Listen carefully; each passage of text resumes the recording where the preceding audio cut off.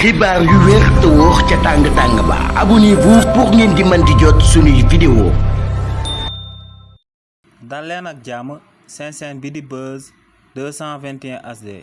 kii di Major Kandji di ak personnalité politique bu kenn dootu présenté ci réew mi di Sénégal yoonu réewu Sénégal dal dinay sulli ak mandat d'arrêt buñ amaloon ci jëmmam te régime président Macky Sall di ko doon dëppal coo loolee nu mu demee moom mooy que ne en juillet 2024 waa mairie ba ca Kaolack dañoo porté woon plainte daal di koy jëmale ci benn commerçant bi nga xam ne dafa daal di jël suuf si nga xam ne waa commune bi ñoom ñoo ko daal di moom daal di koy jaayee 200 millions de francs CFA. si li ni mel nag ginnaaw bañ ci ibbee akub enquête dañoo daal di gis que ne ndeke kii di Major Kandji moom moo daal di jël terrain boobee daal di koy jaay commerçant boobee.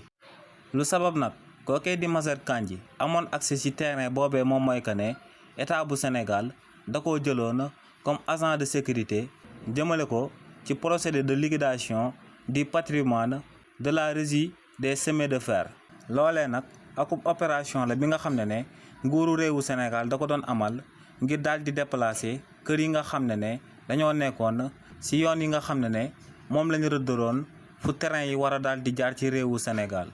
loolee nag dañ ko doon amal ci viilu Kaolack Daara ak Mbacké. si loolee tamit dañ cey jëloon kii di Major Kandji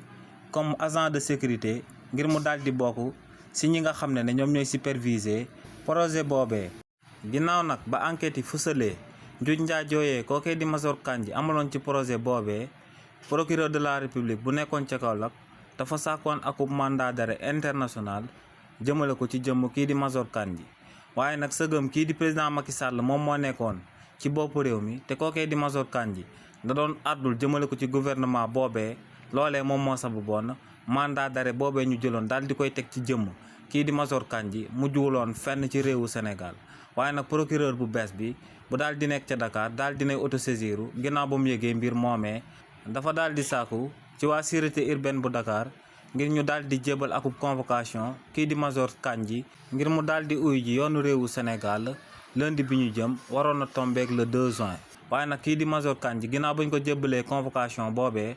xaarul lundi waaye dafa dem daal di uyu ji waa sûreté urbaine bu ci Dakar. ginnaaw ba mu agsee foofee nag bañ koy auditionné si lañ ko notifié la mandat d'arrêt boobee nga xam ne moo ngi nekk ci ndoddam ci réewu Sénégal depuis le 24 juillet 2024. li ni mel moom moo sababoon kookee di Major Kandji ñu daal di koy téye tëjoon ko ci kaso bi jëmale ko ci coowal luubalu alalu askan woobee nga xam ne suuf la bi nga xam ne waa commune Kaolack ñoom ñoo ko daal di moom. xibaar yu wér te wóor ca tàng ba abonnez-vous pour ngeen di mën di jot suñuy vidéo.